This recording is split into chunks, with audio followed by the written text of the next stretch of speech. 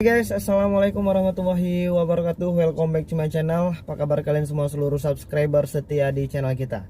Hari ini kita pengen ngebahas lagi tentang aplikasi pinjaman uang online yang mungkin kawan-kawan hari ini sedang masih telat bayar atau mungkin gagal bayar. Dan kita pengen ngebahas hal tersebut sampai dengan tuntas ya. Sekarang ini banyak banget teman-teman kita yang masih khawatir tentang sebar data, kontak darurat yang sering diteleponin, atau mungkin teror dan ancaman yang sekarang sedang dihadapin. Itu banyak banget persoalan tentang aplikasi pinjaman uang online. Oke, mungkin hari ini kawan-kawan yang masih dihantui sama yang namanya aplikasi pinjaman uang online itu masih belum bisa tidur dengan nyenyak ya, masih belum bisa beraktivitas sebebas mungkin, atau mungkin masih banyak tekanan-tekanan yang mungkin dilancarkan atau diserang sama yang namanya aplikasi pinjaman uang online. Jadi hari ini kalian harus bisa membuang rasa takut terlebih dahulu. Jadi ketika rasa takut itu sudah kalian buang, maka kalian akan bisa lebih bersikap dan berpikir positif. Dan aku pengen ngingatin, jangan sampai melakukan tindakan-tindakan yang merugikan diri sendiri, orang lain, dan orang-orang yang kalian sayangi.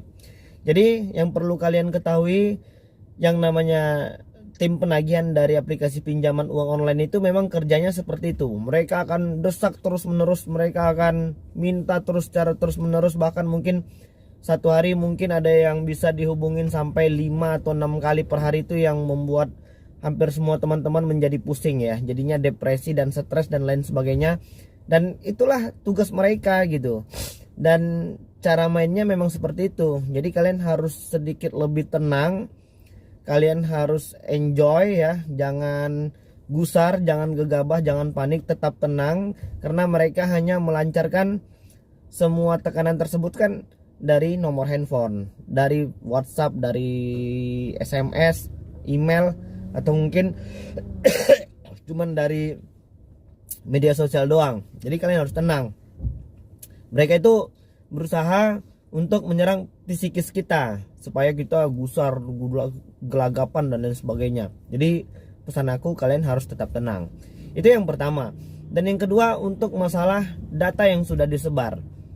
Jadi beberapa waktu yang lalu, sekitar 2 tahunan yang lalu, kita pernah pinjam aplikasi pinjaman uang online yang sekarang ini sudah jadi ilegal. Waktu itu mereka berhasil meretas beberapa nomor-nomor WhatsApp penting, mungkin di pekerjaan kalian atau mungkin di keluarga kalian. Mereka akan pilih tuh, dan mereka akan melihat juga siapa kontak-kontak terakhir yang terhubung dengan kita. Maka mereka akan screenshot itu lalu mereka kirimkan ke WhatsApp kita. Maka secara otomatis psikis kita, psikologis kita akan terganggu. Apalagi itu nomor atasan atau mungkin nomor-nomor orang kantor penting yang mungkin sedang terhubung dengan kita. Karena memang seperti itulah cara mereka menyerang kita ya. Itu yang harus kalian tahu. Dan 2 tahun yang lalu atau mungkin 3 tahun yang lalu, kita memang benar-benar merasa gusar ya, merasa ketakutan karena itu atasan kita. Jadi kalau seandainya atasan kita sampai tahu hutang kita, itu yang menjadi bahaya sebenarnya. Tapi itu tidak. Jadi aku pengen ngasih tahu caranya gitu. Maksudnya aku pengen ngasih tahu kalian bahwasannya tetap tenang dulu, jangan gusar ya, tentang masalah data-data yang mereka sudah pegang, mereka sudah screenshot, dan semua yang ada di handphone kalian itu sudah tersadap di layar monitor mereka. Baik foto, video, kontak, lain sebagainya, log panggilan yang mungkin siapa saja yang sudah terakhir memanggil kita, panggilan keluar, masuk dan sebagainya, itu sudah tersadap di layar monitor mereka. Jadi beberapa waktu yang lalu kita tuh telat bayar cuman 1 hari, tapi sudah diteror habis-habisan sampai gua pening. Dan itu merupakan pengalaman pertama ketika kita sedang telat bayar ya. Jadi mereka screenshot beberapa nomor-nomor penting, beberapa nomor-nomor dokter yang ada di situ. Jadi mereka bilang kalau mereka akan memberitahukan ini kepada teman-teman yang ada di kontak kita. Jadi gua minta beberapa waktu, tapi mereka mengatakan ketika data yang sudah disebar maka hutang dianggap lunas. Jadi buat kawan-kawan yang hari ini data-datanya sudah disebarkan, sudah dipermalukan, sudah diteror habis-habisan, nggak perlu lagi dibayar. karena pemerintah juga sudah melarang mereka untuk menyadap semua yang ada di handphone Android kita.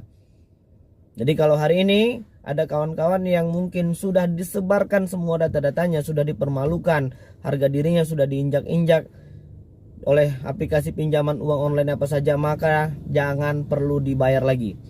Caranya cukup gampang, kalian tinggal buang saja nomor yang kalian daftarkan, atau mungkin kalian bisa menonaktifkan sementara nomor kalian. Biasanya sepengalaman kita, mereka itu akan langsung terus kejar-kejar kita selama lebih kurang 2 atau 3 bulan. Dan setelah itu tidak ada lagi ya yang namanya teror atau apa segala macam. Jadi kalian bisa ada dua pilihan. Yang pertama itu kalian bisa ganti nomor kalian, atau mungkin menonaktifkannya selama 2 atau 3 bulan. Kalau menurut aku ya lebih baik diganti aja nomornya ya, dari nomor yang lama ke nomor yang baru.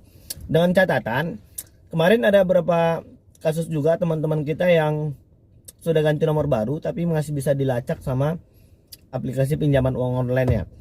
Jadi caranya kalian itu harus restart kembali, hapus dulu semua. Di situ ada, di Android itu biasanya ada di settingan, beberapa aplikasi itu dinonaktifkan. Jadi supaya mereka itu nggak nempel lagi. Nanti kalian bisa buka settingan di handphone Android kalian tuh, ada di situ. Jadi itu dihapus.